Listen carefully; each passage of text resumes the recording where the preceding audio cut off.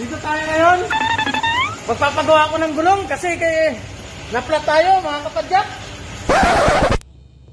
Ang isang kahong beer, $64. Yes. Dalawang kahong beer, 128. Yes. Ang isang pirasong gulong, 100, hindi makabili. Oh, yan. Ano masasabi mo sa ating nakikong gulong natin yun? Kailangan ng palitan. Magpapagawa ko kay Don Roberto. Sisirain na naman po. Ipapayos natin pero sisirain po.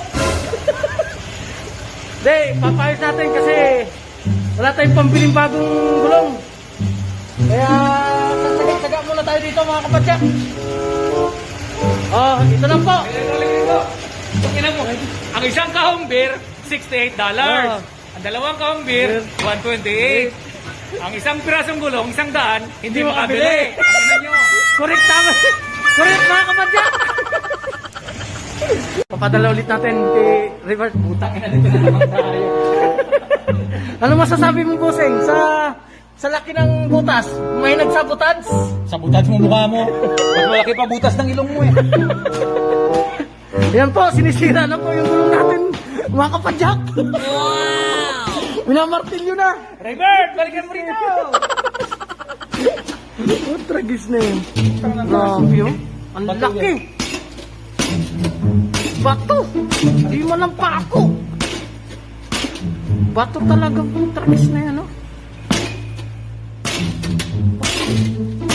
Ano nga nangyayari sa mundo natin, no? Sagis naman yan, Dapat pako yan, eh. mas maigi pang hilain yung pako dito.